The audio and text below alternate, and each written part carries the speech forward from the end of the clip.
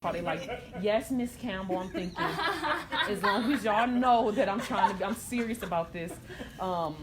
Yeah, it's a different mindset when you're borrowing. I wish we had this knowledge back in college because people truthfully, what I think, and I've seen it now, and I try to help as many people as I can. But I've seen where when we signed on that line, all they said was, this is for you to get your money. They never said when exactly you have to pay it back, the interest you have to pay back, what the principal looks like. Did you know you can consolidate? Do you realize that the Pell Grant and this loan is different? You can keep that one, but you can't keep this one. Do you realize that it doubles in 10 years? And people are like, well, I'll just continue to do deferment. Well, what happens when you reach your deadline for deferment and you want to go back to college? You can't do it again. You know, like the little disclaimers that they write that people don't read. And I look at a lot of college students, and the first thing they do is they take out double, thinking I will get a bigger return check. Yeah. Why not just give it back? You don't. Yeah. I had to pay my rent. I was struggling. I understand that, but do you realize what it's going to cost you in the end? This temporary stuff that they have, this is why you need to be under somebody's discipline or under somebody's wing. Yeah. This is why you need to be applying for scholarships. This is why you look and read the testimonials online and you utilize your resources, because that 20 grand now is doubled to 40. Yeah. And you're really crying because you only had to pay 20 when you signed on the line. Mm-hmm. But now 10 years later, you're paying 44,000 back. You know, and you're never seeing a decrease in anything. And I'm so like gung-ho on like the loan thing. Now, I don't have any credit card debt because I got smart with that. But even for people that's like, well, I want to travel. Credit cards have all these promos and different things that if you know how to manage your money, you're able to utilize those points for those things. Mm-hmm. You can get somebody else to pay for your stuff. And I think that's what I'll be doing. I wish somebody could pay for these loans. But I just got to a place where I'm just like, I'm going, because this is so heavy on me and I refuse to pass it down farther than me, that I'm going to sit and I'm going to do whatever I have to. If that means getting 2 jobs or a third. I currently right now do Grubhub as a second income.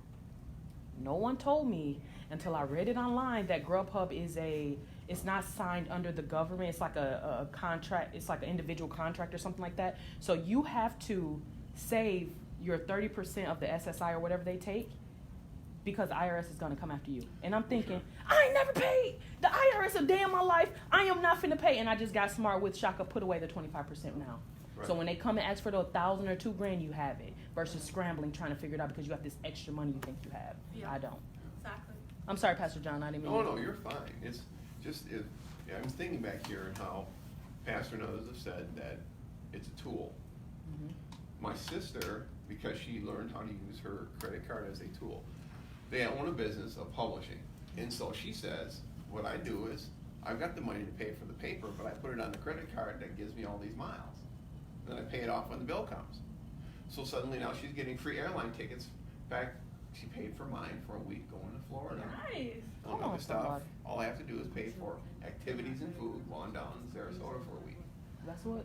And so it's how, so even with where we're at, how do we change our mindset that this is a tool? This is not something that owns me, I own it. How do I manage it so it does its maximum for me? Our dear president is a master at the money as a tool. Mm-hmm. He's filed bankruptcy more than once, and yet he's still got his millions. Yes, he did.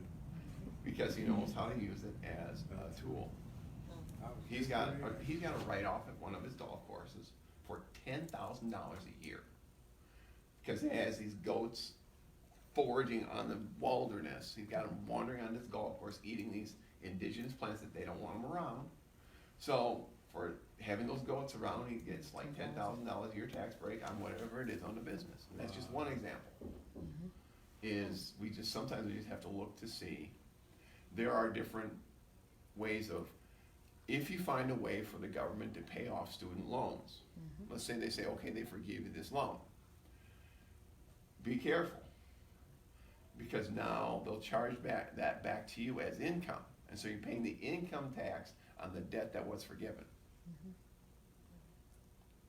Which means you come out of money. You're going to have to come out of money. You don't have to come out with So you're Trying to coming tell out with a percentage of the student loan. They don't tell you. But they don't tell you that. Tell you. They don't have to. Charge This is back. the thing. It comes back to you as a 1099, so you have to have your, I didn't think about that. you have to have your I see 20-some% Social Security. Yep. You have to have your this and that on I that. see.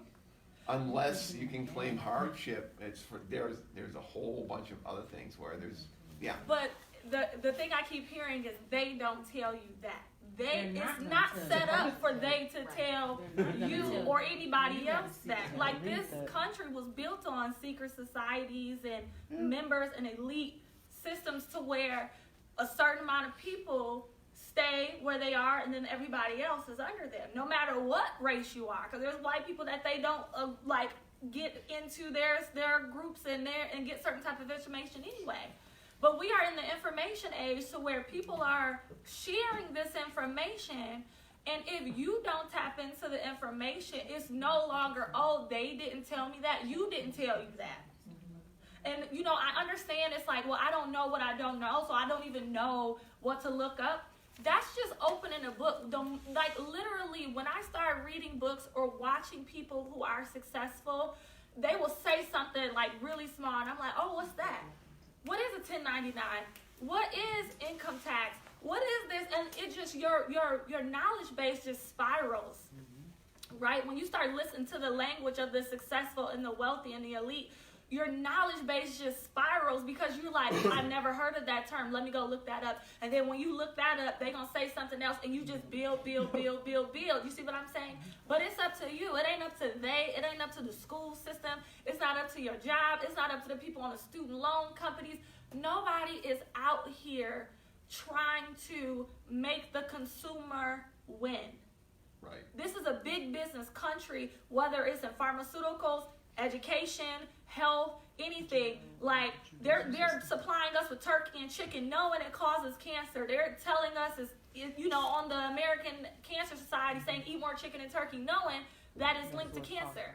Nobody's out here trying to help you win. Like, you have to. Like, that's the end of it. It's true.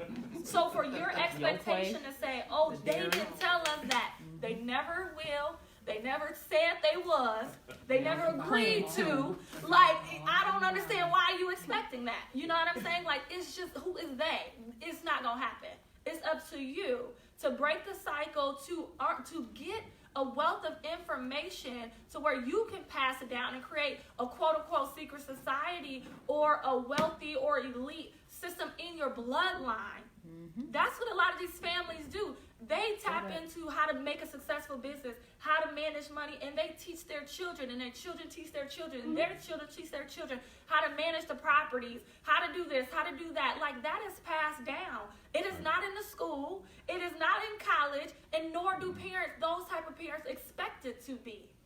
Right? No. They don't expect it. Yeah. They put it in their curriculum at home to say, let me teach my son how to mow this lawn. And their clubs and stuff. And their their clubs private and things like that. societies that it costs money to get into. It costs money to get into. When you go to Yale or whatever, you get into brotherhood, you get into this, you get into that. Like, you have to realize that you are in charge of your own life, and until you get curious, it's just not going to come to you.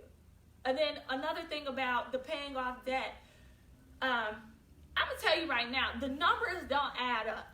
So I feel like, I truly believe, once you decide and make a pact and just really have this definite aim on your goal to become debt free, like, God just works in the supernatural to help you facilitate that. Like, if I go back on the income I was making and the amount of money I paid off in less than 2 years, it don't make sense. It don't make logical sense. But I just know I tithe every week. I just know I was just, whenever he gave me something, I divvied it up based on biblical principle of my finances, and everything else just fell into place. That's all I can, I can't even contribute it to anything else. I can't even say it was on me. Yeah. Like, he had his hand in it. And he was like, okay, you want to be debt free? You're being a good steward of your finances. Let me help you expedite this process. True.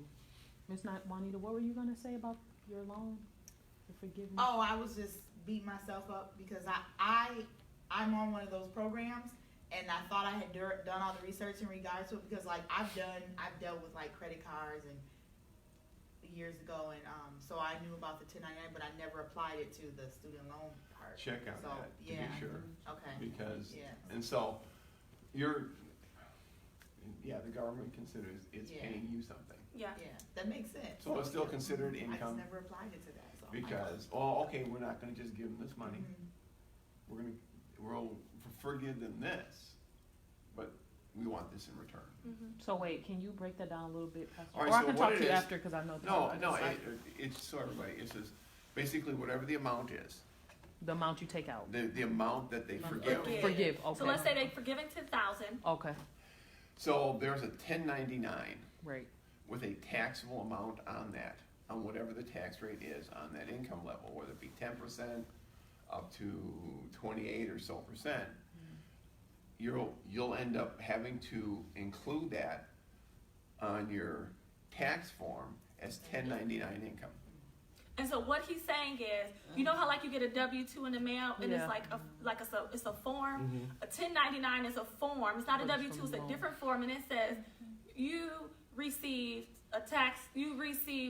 income of $10,000 basically. Because And they so forgave it. once you plug that into, let's say, TurboTax or somebody does Boy. your whatever, That's it's why going I'm to doing show up as if it's a W-2 and you received more income. Right. So it And puts you in a so new your It tax increases, bracket. increases your taxable It, income is it what it increases does. your And you taxable really did. income. You sneaky snake.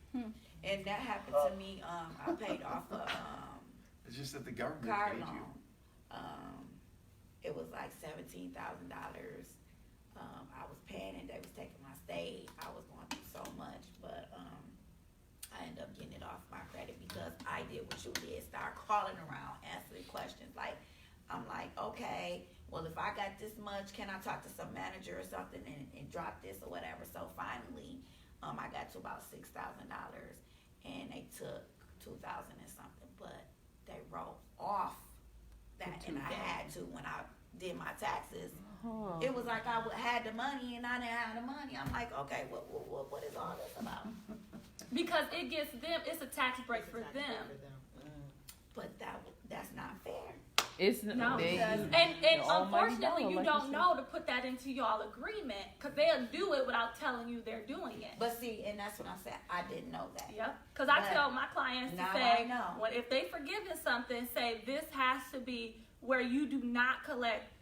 You do not offer me a 1099. Like you do not write it off. Like this is just something. And that's what they did. Yeah. And that's what they did. It's Or not even- charged back as a 1099. Yeah.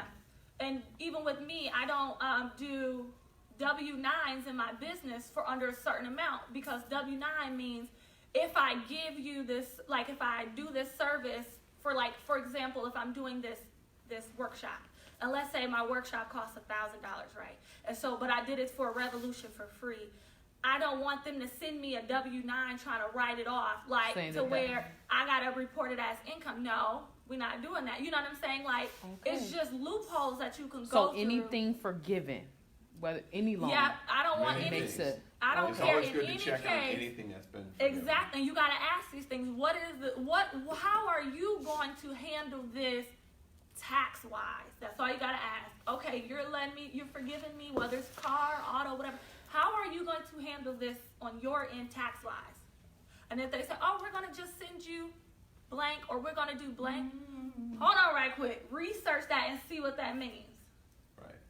Because, like Pastor John said, you'll think you have a tax return and end up owing some taxes at the end of the year, the end of the next year.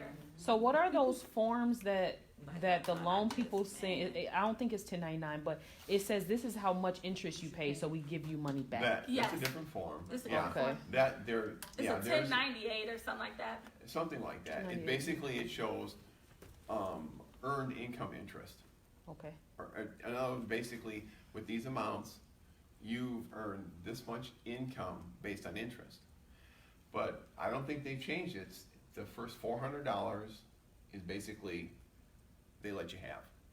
You don't have to pay any tax Oh, whatsoever. you're talking about, no, she's talking What's about Pastor, if you're paying off a student loan, Okay. and you know how a interest. portion of it goes to the principal and a portion goes Right. to interest, you get like that's a taxable expense. Like you can deduct that expense from Right. your taxes. Okay, all right, so that's a From student student expense. loan, not That's a- from business. No, yeah. that was more with capital gains and Yeah, stuff, yeah, exactly. No, that's, okay, I see what you're saying. You see what I'm saying? I And so- haven't had one of those, so I wasn't as Yeah, familiar with that I was before. gonna say because Oh, no, I you're used to fine. get that, and basically, yep, you plug that in, and it takes it shows like it reduces your taxable income. It goes against it, which is good. Is it like a tax credit? Yeah, well, no, not. No, it goes on itemizations? It goes under itemizations. Like you got to put in, like let's say I paid There's- $500 okay, this sorry. year, Yeah, there's so it certain- it lowers your taxable income by $500. It's on Schedule A. Yeah. You will know if you look at them. This is like 9A fill out. You got to fill out 17. Right. Yeah, There's- yeah, there are- exactly. I be looking at my tax. I don't let them people do my taxes like that for real. Like, what is that? What you looking for? This is finna be all messed up and down. No, they're not, because they got parents Nope. like you. That's about Okay. to teach them. No, Say that. Speak it. You ain't even gotta I say do it. not think no, I'm 'cause sitting here getting Yeah. And that's my the- 18-year-old son, and I'm like, oh my God, like you can't think of it that way because Oh my it was never promised to you that they was gonna teach y'all. I don't know why we think the school should have financial education in their school. Since when did who Whose told phone you is that was okay? Oh, my. that was They gonna teach you happen? how to do math. Yeah. And I was gonna say you that. might Right. get, That, you look. might get, now you might get some of it if you take economics in high school. But that's the extent of it. Yeah. And no one ever promised you that. So even when people say, oh, you need to get into schools. No, I need to get into you so you can tell your kids. Because that's a big business. Like, the educational system is designed to make workers and not millionaires and not free thinkers and not elevated individuals.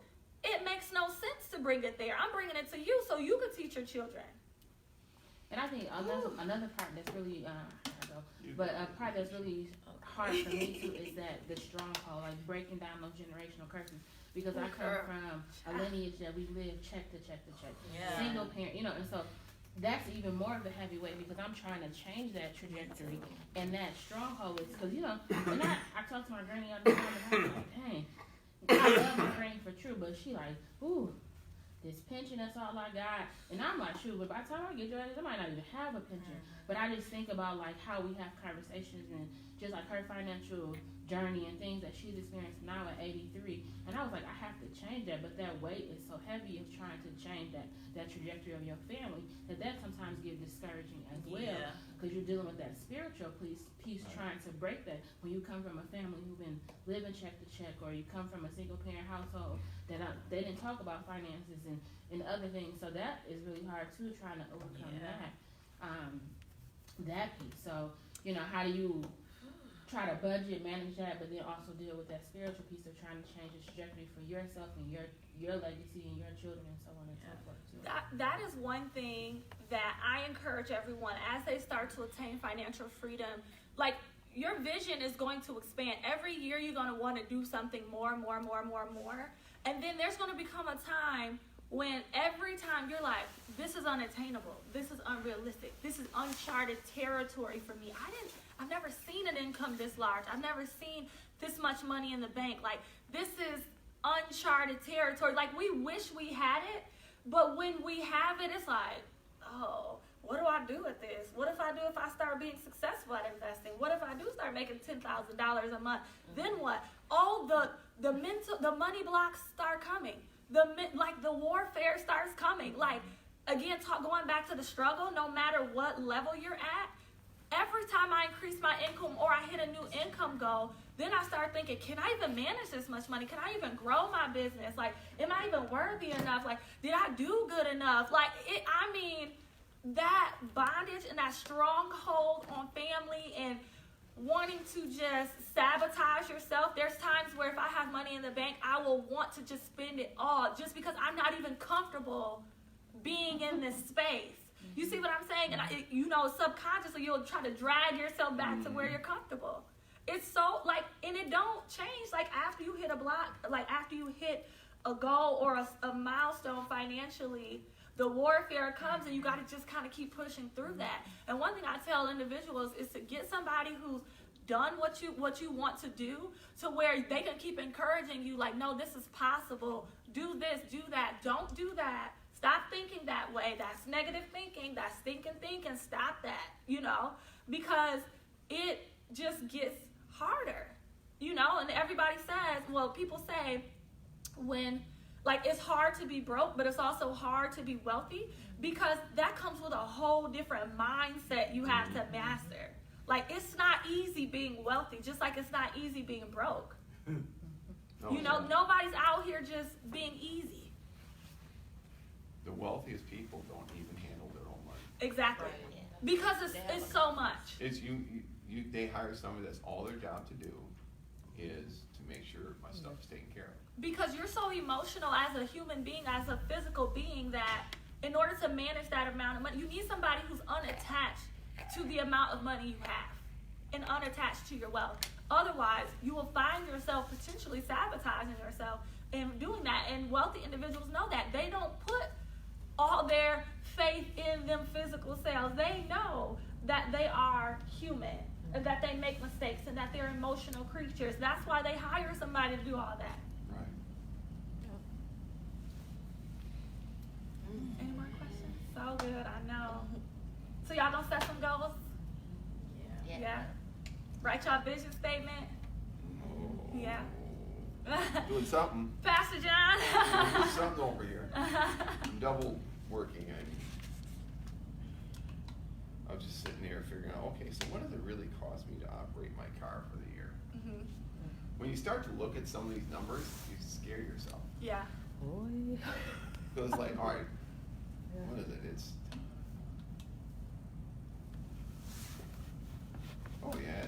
So I was like, well, what can I do with this? When it's like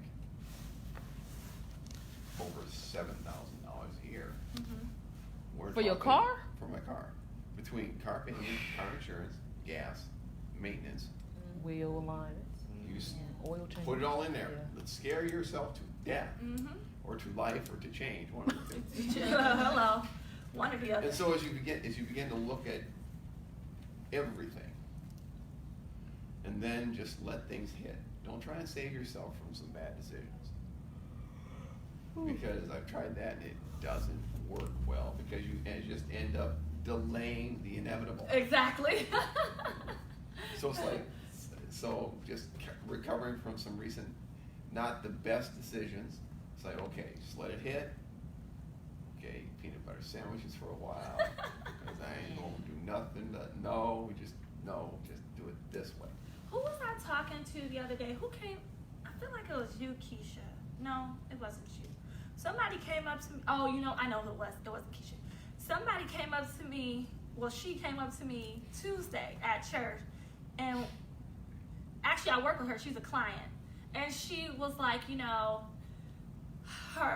her and her husband's finances are they're not as where she would want to be because she's not working. Just like life stuff, the ebbs and flows of life, and it's making her uncomfortable financially. One thing I want to, acknowledge is that, what scripture is that where it says there's a season for reaping, there's a season for harvest, there's a season for rain. 3. Yeah, like there's like all these different things, these opposites. You goals, Pastor John. I'm telling you, I knew he was here. I knew he was going no. My answer always Proverbs. Yeah, there's Well, that's a season. Ecclesiastes. There's a Ecclesiastes season for chapter 3. everything. A season to live, a season to die, a season, that whole thing. Huh. Solomon listed it out. It's a principle. It's a spiritual principle that applies to everything. The whole chapter. And it can apply to your finances as well, and it will. And it's not about what you don't have. It's about you understanding and identifying what to do in those seasons. If there's a season to eat peanut butter and jelly, and there's a season of being slow in sales and being slow in business, that's your season to study. If there's a season to pay off debt, that is the season for you, and you sitting in the house because you're not doing anything else, that is a season for you to know and accumulate so much financial wisdom to where when it's time to execute it, it turns into tangible financial wealth, right?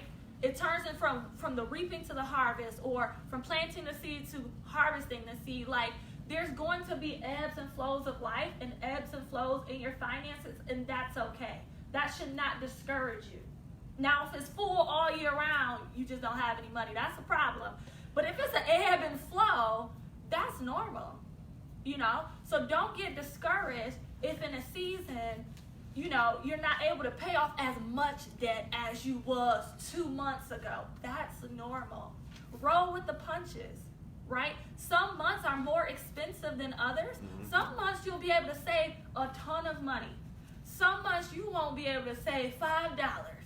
And that depends on birthdays, that depends on holidays, that depends on, if you travel, traditions, back to school, whatever is going on, just plan for that and be okay with it.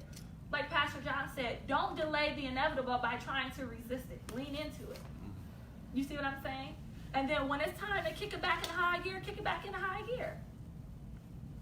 When it comes, No, my dear, you did raise your hand. I was just when it comes to student loans, is deferment's not the way to go then?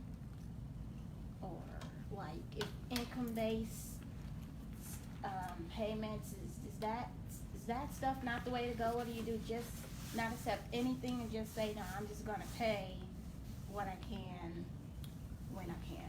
So this is my approach to student loans. Okay, so let's put student loans in perspective before we talk about the strategy. Student loans is when somebody is contacting you from a student loan company, they are a business, right?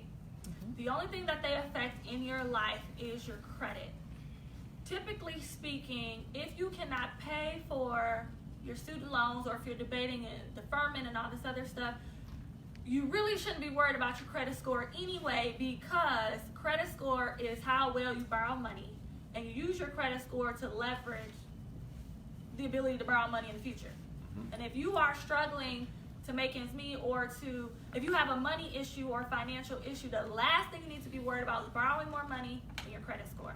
That can always rebound. You can focus on that later, right? So I always start with that. So a debt collector or student loans, whatever it is, they are what I call a secondary expense. You have your primary expenses, you have your secondary expenses. Primary expenses is things that you need to live off of. So that's your house payment, your car note, that's the food, and money set aside for groceries, lights, gas, things like that, right? Things that you need to sustain your basic standard of living, right? If after you pay all the things like your utilities, your rent, your car note, daycare, things that are actual needs in your life, and you do not have any money left over to pay student loans, you should go into a hardship deferment to where it's either income-based or whatever, and usually even if you do income-based, it's $0 a month. Or you could do deferment if you were in school, right? If you're a full-time student and you don't have enough income to pay off student loans and live. Because at the end of the day, it is more important for you to have groceries and your lights and heat on than to worry about your credit score and paying that money back at that point, right? Now, let's say if you're not at that place of where you're struggling to make ends meet, where you do have some income left over after you pay your bills and things like that to start paying off student loans, you can do an income-based repayment plan. And that means they will calculate how much income you have and how many expenses you have, and they will give you a number that is feasible for you to afford while you're maintaining all these other things in your life, right? That's income-based repayment. That's what I tell individuals to do. When you're paying off debt, let's say if you have a nice income and you generating that income, if one of your goals is to pay off debt and you're like, you know what, I'm gonna pay off $5,000 this year and it's $416, you can still do the income-based repayment plan. Don't tell them you're planning on paying $416 a month, and don't create a payment plan for that. You just pay income-based, so maybe that's $150 a month, $200 a month, and then anything extra, when you have it, you put it on there. You see what I'm saying? But it all depends on your financial situation, what's good for you. If you have no money left over each month and you're like literally trying to make ends meet, deferment, income-based repayment plan, that's $0 a month is the way to go. But if you have some money left over to start paying off debt and you put money in the bank, you already have like $2,000 in the bank set aside for financial emergencies, you ready to start paying off debt, Yes. Then an income-based repayment plan, that's a couple $100 a month, would be great. You pay that, and then anything you make extra, you can put it on that student loan payment. Does that make sense? Yeah, But so always that's keep what it in I'm on, perspective. what you said with Navians. Yep, yep. Okay, but then I get a call from Department of Education saying they can offer me, so if I go with them, pay $39 a month, within 6 months, it would be reflected on my credit as paid, the whole loan. And see, yeah. I Yeah, thought that don't was do any suspect. gimmicks. That's Yeah, it's suspect. true. Like, there's a lot of phishing and a lot of scamming going on right now. And you can be qualified for the forgiveness program. That stuff is mostly gimmicks. If it's a true product, it's a gimmick, which means it's not worth it. And or scamming, which is they're trying to get your information. Don't do it. Do the straight up, go straight to the source, straight to Navient, create that payment plan to where you decide how much money you send in. Even if it is a certain amount a month, do not put it on auto schedule. You every month go in and pay it on your phone or whatever. Don't auto deduct nothing, because there might be times where you need to be late on that payment because it's more important to put gas in your car to go to work. You see what I'm saying? I was on that before. Not yet? Yeah, well, the other one. Under Income. education. The other one where you get paid the $39 a month. Okay. So I was paying someone $39.99 a month to help me get on the income-based payment plan. Yeah, you helping them do what I just told you to do. Yes, and so that's what I found out. Like, I went a whole year paying this, and the person who told me about it was like, "What are you paying for?" They didn't understand. So somehow I got intermixed with another company, and so I was paying them to do something that I could have done myself. So I ended up, I didn't have any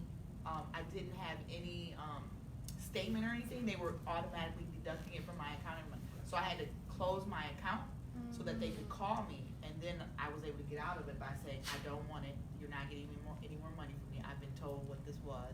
And then when it was time for me to refile, I just filled out the paperwork myself, and I was like, I just spent $400 in 1 year to a company that did something that I could have done. And all you gotta do is just fill out your income online and it's income-based repayment plan. Yeah, But that's how they get you. Or just like the people who say, "Oh, we'll fix your credit." All they're doing is just going through and analyzing your credit.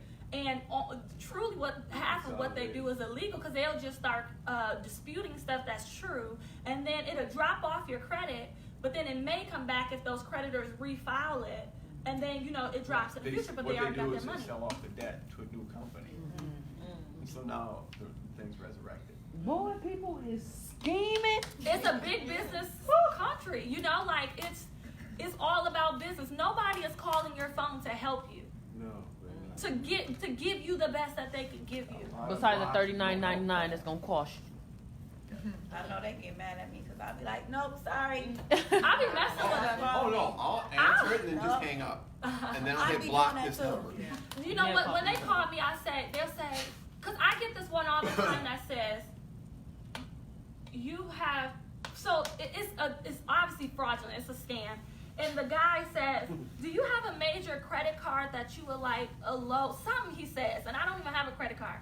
So I do have one, but he says I have a Visa and I have a MasterCard, right? So I know, and he's like, Indian. I know he ain't even in America. Like, it's weird.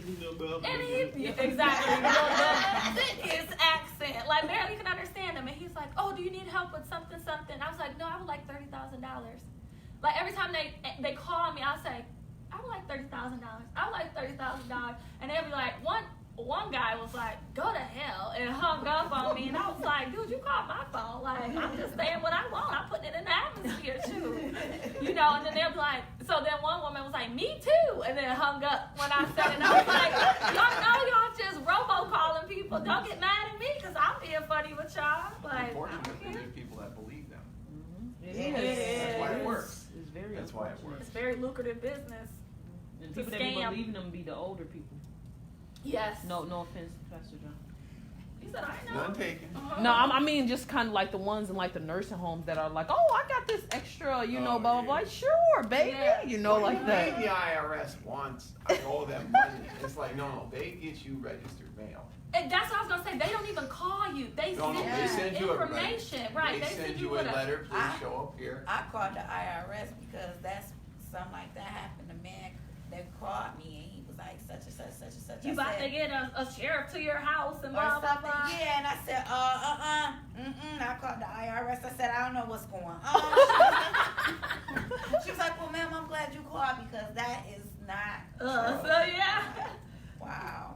Girl, yes, I said, that. dang, they got stuff going through the IRS now. I'm trying to get you. They just The say it. They just say IRS, we're the IRS and they're gonna be coming to your house if you don't pay this amount of money right now. Give us your credit card. The sheriff is coming to your house. Like you. I got Well, that I'm call. I cooking was dinner. like, He's more than welcome to come in. Because at this point, now y'all He lying. comes to Because the they ain't door, going he to can't come. Come in, Yeah, right. I ain't letting him in. Yes. You got warned. You and that sheriff will kick rocks. Be Waco once again. Are you a financial advisor? Yes, I'm a financial success coach. Okay. Yep. Yep. And so, like, different ways to work with me. I know some people, like, are asking me, like, oh, I didn't know I could work with you. So I do one-on-ones, and there's a special rate for revolutionaries, depending on what you need. Like, you'll have to contact me to kind of talk about that. But then I do have on my website, yourprettypennies.com. It's a blog, so it has, like, tons of financial content, how to pay off debt, how to rebuild your credit, how to create a monthly budget, all of that, like tons of financial information. But then I also do have an online financial course where you could create a financial plan for yourself, where you can work on creating your goals, kind of go in depth of what we talked about today, like the actual step-by-step walk you through it. Creating a monthly budget, debt repayment plan, your credit repair plan, how to like analyze your credit. That's all like in one course called the Financial Reset, like pressing the reset on your finances. That's online. Yeah, then also coaching. Like if you want to get signed up for coaching, there's like a form on my website. Then also I have the Financial Vision Board Workshop coming up in January. So that's exciting. And so what we do is we go in depth on what we talk about today. We actually create the goals and I walk you through it a little bit more in depth than what we do today. That's like a 4-hour workshop, so we have more time to kind of really dig in. And then you get lunch, and then the second half is a vision board creation where you create your vision board based on the financial goals, the financial lifestyle goals you set for yourself in that workshop. How much is that? That's $75. Yep. And you pay it through your... You pay it through Eventbrite, so you can go Oh, to my, Eventbrite? Okay. yep, to my website, or you could just go to Eventbrite and look up the Ultimate Financial Vision Board Workshop. On my social media platforms, you'll find the link. Yep, I posted it quite a few ways. But yeah, that workshop is really, really good. And I mean, we just dig deep and you're like set for the year and have a vision board to boot. Like, I love it. It's really cool. Yeah. It's called Ultimate. The Ultimate Financial Vision Board Workshop. And the link to go to it is bit.ly/financial workshop 2019. And that takes you right to the Eventbrite page.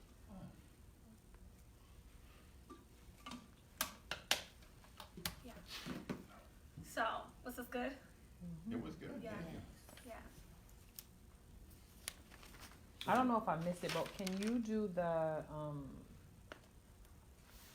I kept trying to remember what you did in February when you had like the save some, spend some, sow some, but you had the percentage, like 10%. Yeah, so Can 10% you- to, now this is gonna be very based on your income, but this is the goal, right? This should be your goal, is to save 10%, save 10%, tithe 10%.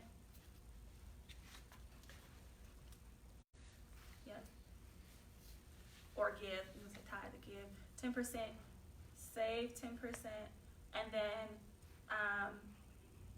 70% goes to living expenses. And those are your primary, right? Well, that should be like primary and secondary. Oh, okay.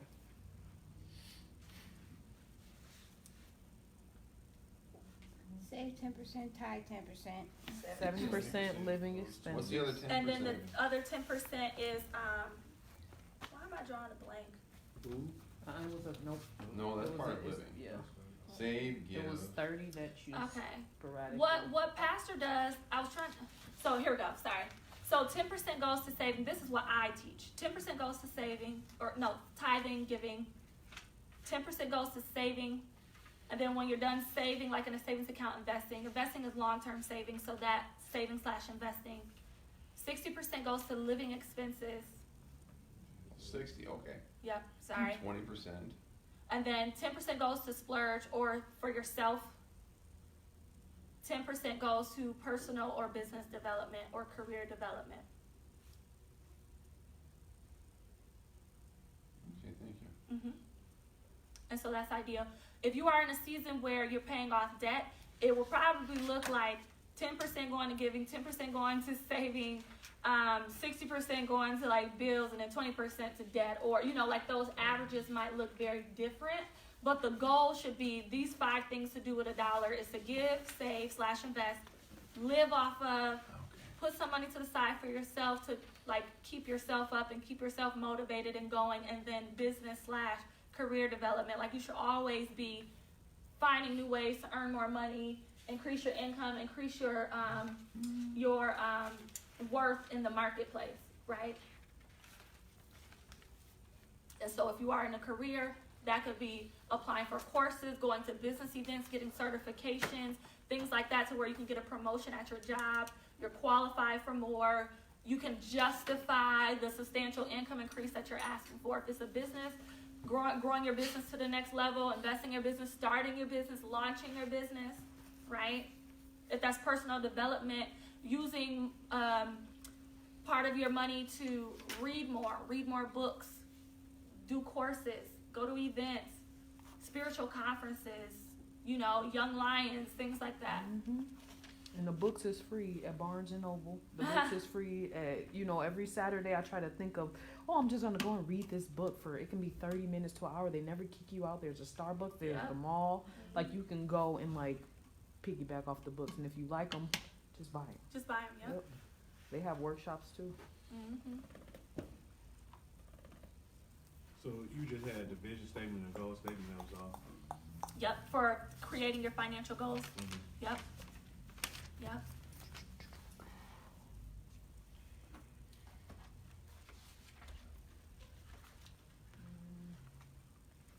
Who here was at Mentor Me Money? Me? You was. How's that been going? For me, it's good. Like, there was a part of me that almost didn't sign up to come this morning, because I asked those around me, like, are you going into class? And you know, my schedule's so crazy or whatever. But and I was just sitting here thinking about how it bothers me when I hear people saying, oh no, I'm not gonna go, because I already heard it before. It's like, but you're still in the same situation, so what are you doing to change? So I'm not in the same situation. I'm not in the same situation, but it's good for me to still hear these reminders, because I pick up something every time. Mm-hmm. So like, I'm in a different space. Like, then I was still working on a little bit of saving, but I'm like, okay, I think I've got that down now. So now I'm looking to invest.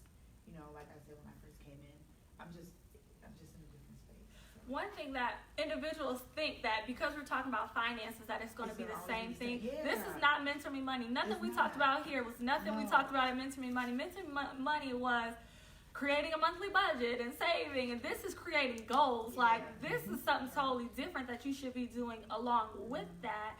And so oftentimes people will count themselves out because they just don't want to face their situation. It's not that they done heard it, it's because they don't want to face it. And one thing I always tell individuals, the principles that I've learned from extremely successful people is, number one, repetition is the mother of all learning.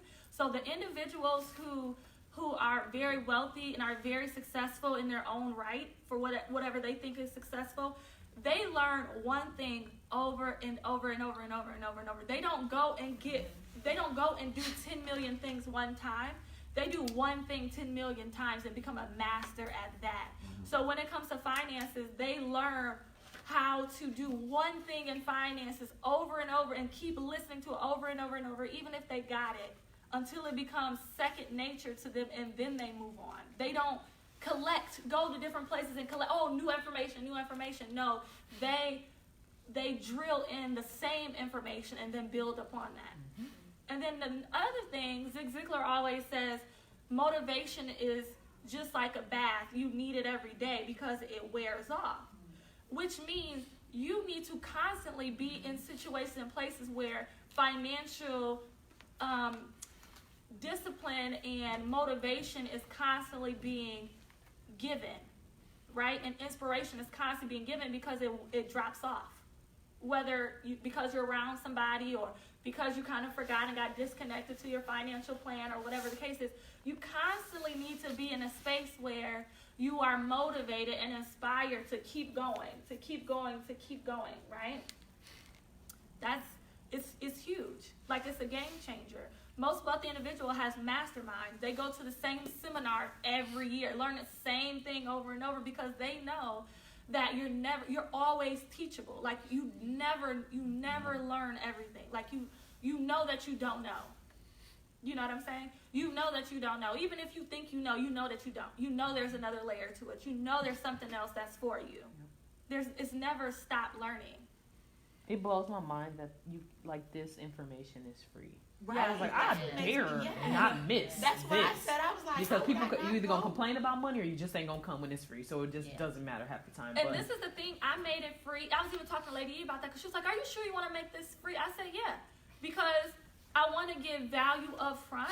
So they'll know I'm the real deal. When I did Mentor Me Money, I already knew what I was coming with. I already knew the amount of financial wisdom and my ability to teach is. I know my worth, right? But I would rather, like I told Lady E, have people in the world pay for it and give it to y'all for free. Now, there is a fine line with that because people don't really show up to what they don't invest in. Like, you have to put the agreement, remember we talked about an agreement, paying something financially is like a spiritual agreement. It's like an agreement that you make. And so then you'll be there, And so going forward, these workshops will be paid unless Pastor asks me to do one, for free or do, facilitate something like an expo or something. But I wanted to do this year the foundation and really show y'all that, I do know what I'm talking about. I really can provide value. So when it's time for y'all to start investing in yourselves, y'all not investing in me, because even paying $25 for a class, it's not setting me up for financial future, it's not breaking the bank, just transforming my life, It's really allowing you to opt into your own, your own financial success, and you making that agreement with yourself that you're going to take yourself to the next level. You see what I'm saying? Yeah. So I said I was coming. So you brought it to that. So what I have is I have a business and I work 2 jobs. So I'm tired of working 2 jobs. So I have to increase my value for my business so I can come away from a job. Exactly. So therefore, with all that being said, I have a student loan plus I just got a car loan. So I didn't have a car, but this was probably going to be the hardest time for me because I knew the car was going to break down at any time. So it was more, if you're going to get a car, you better get one now. That's Because if you don't get one, then you're gonna be hit. So I was like, so I got a car at the end of September, and so that's fine. So probably I might have to do a one-on-one Yeah, I was session gonna say. Mm-hmm. so that I can get the base of what I got coming in, what I got going out, and so I already kind of attempt to write a goal of, if for my business I do massages, so I need to see 12 people in a week. Mm-hmm. So 12 people 1 week, that's $540. 12 people the next week, that's another $540. So that's over $1,000, or maybe even more if it's consistent. Mm-hmm. You get 12 people. If I don't hit that mark, I have to be okay with if it was 10 that week, or was it 7, or was it? So that's the part I probably need to To work out. Mm-hmm. Just because if you didn't hit me, because you'd be like, see, I should have did that. I had a job, and I know that shit was gonna be there for $500. So I have to be to the point where, okay, that didn't make it that way, but okay, we still good. So it's other stuff like the student loan. I want to kind of start paying some money on it, because the phone calls, you be like sitting there on the phone, you be like, yeah, well, I don't have the money for it right now, so what can you take? You know what I'm saying? So, and they be trying to, well, if you do it that much, so probably if I do a one-on-one, we probably can get a little bit bumped. Yeah, sounds good, yep. What about, anybody else? Questions, comments, concerns? Okay. Yeah, reach out to me because I have like a special link and things like that for the Rev. Yeah. How was this? Good. Great. Yes. So when you set a goal, like Keisha was saying, she wants to have $5,000 in the bank, Mhm. right? So let's say when you hit that 5,000, because you haven't specifically said what you're going to do with that, is it wise to dip into it to help you do something else? You know what I mean? Yep. Okay. So you have to identify what you're doing it for. So if it's the $5,000 to, I call it abundance account, and I call it overflow account.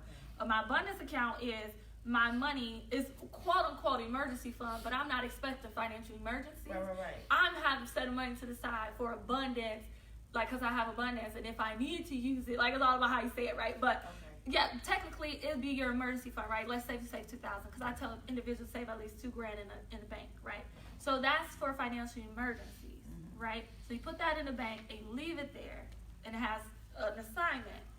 Now let's say if you want to travel and you save up some money, you know how much money you need to save, you know what it's for, right? You give it an assignment. Yep. So what are you saving for? Are you saving to make sure in the future you're secure and you can be your own loan if you need it, or your own pot of gold? Then that's what you're saving money for. Are you saving money so next Christmas you can take your kids on a vacation? Okay, that's what you're saving money for. Like, what is it that you're saving for? Are you saving for a down payment on a new home? That needs to be articulated, and then you only use it for that. And if something come up in the meantime, you use your income to cash flow it. Even if you have to stop saving that month and just use your income to do something else. Don't take that money out that bank. Or increase your income to do both. Right? That's things that you have to play with. So if you come up on a month where it's like, I want to buy Christmas presents and I still want to execute saving this $416. How much am I spending on Christmas gifts? Okay, that's an extra amount of money I can make or remove out of my budget this month. You see how that goes? How you're analyzing that? Like, okay, I want to do this. This is more of an expensive month. I need to increase my income a little bit more this month, so I can make sure I put the $416 here and have the $150 to do this. Do you have a card or no? Yeah, it's up there. But you can go to my website, Your Pretty Pennies, which is also on my card. Okay. Do y'all all want one? I have a, I don't know, question, I comment. think that's good. I got your number. You could pass these, yeah. So my question or comment is, I probably do need to get another job, but the issue is, thank you. I know Pastor John, you probably got one. No?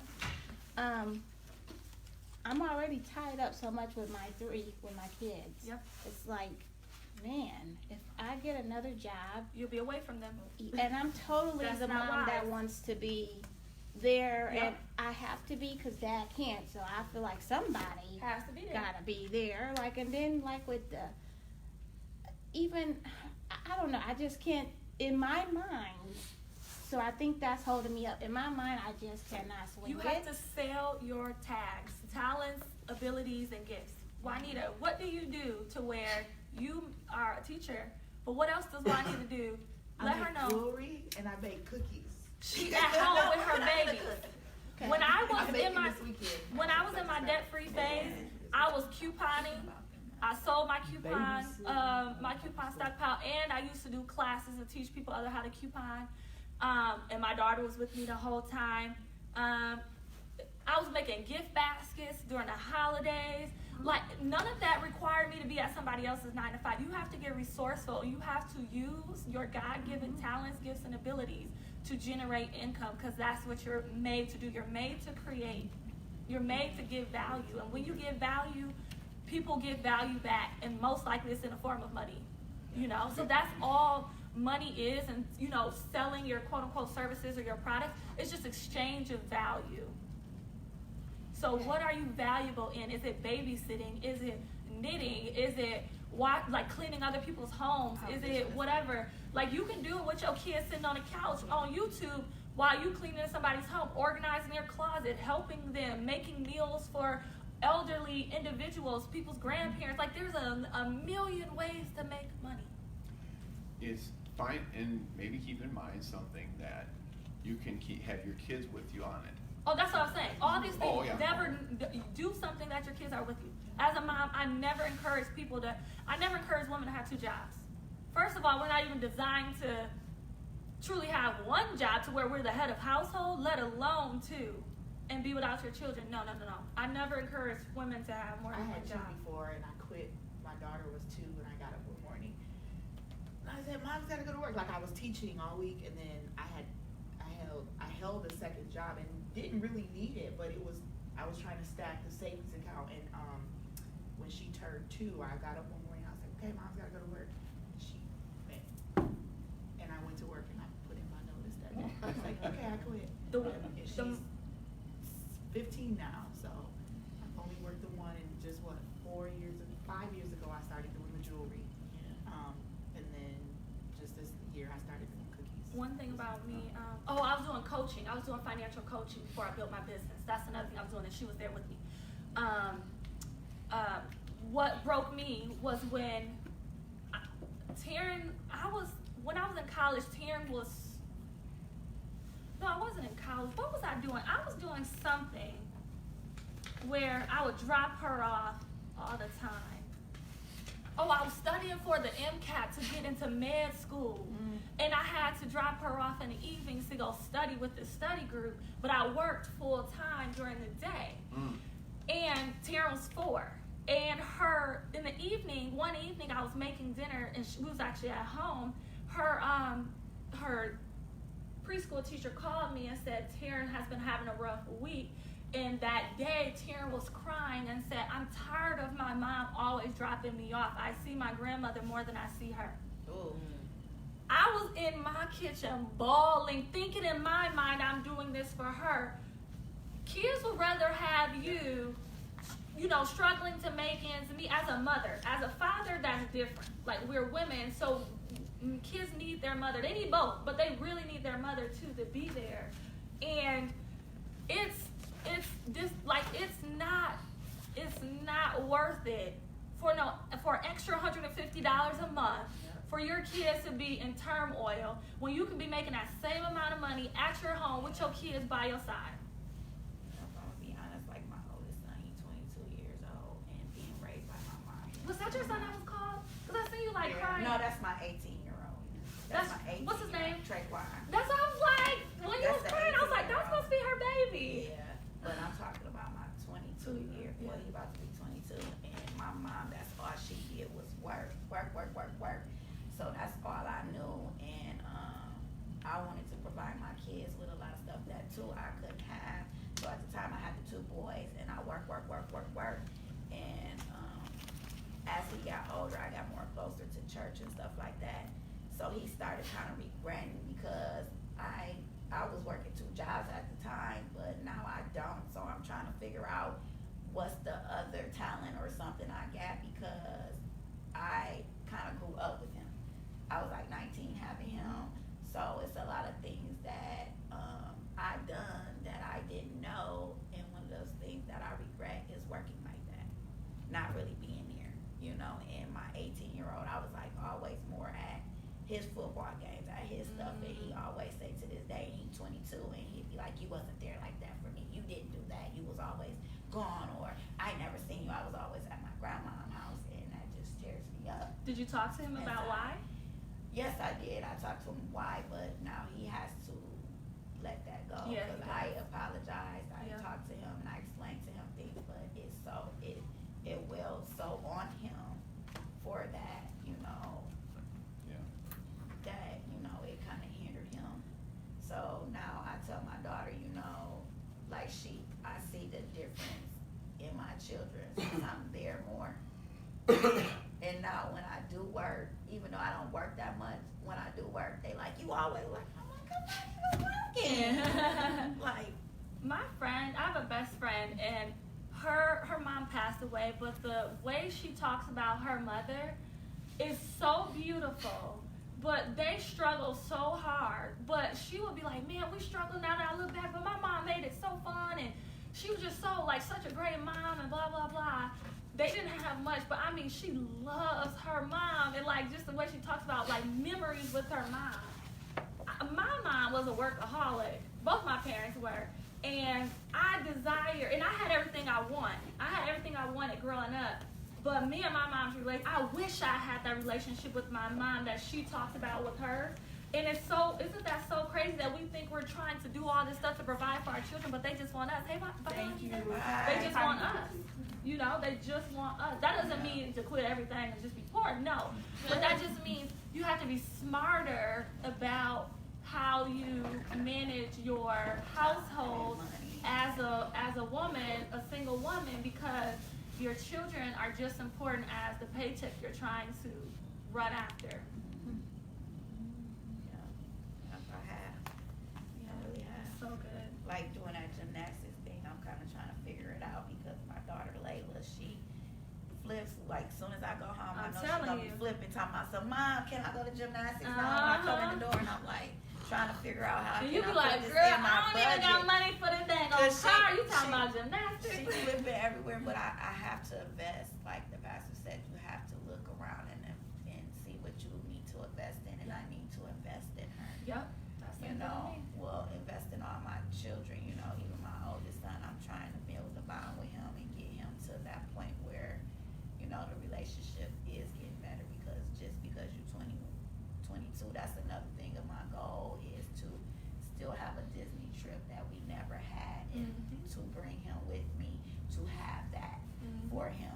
Like, I don't want you to pay, this is a trip for us as a family, so that's one of my goals, to save up, you know, whether he have a kid in the future or whatever, that is my goal, and I will get to that goal where he doesn't have to pay, none of them have to pay, I don't care what age it is, that I'm treating them on Yes. to Disney And World. I'll be there just, I'm gonna be like, Kishi, you Look, said in that you class, said we going. your son said he don't wanna go, so, No, he No, that's my goal too. if you wanna go, that's fine. I'm- No, you I'll know. go at the same time. I'm with it, okay? 'Cause that is my goal. I am not for no. I've been once. I've never been. I'm going to take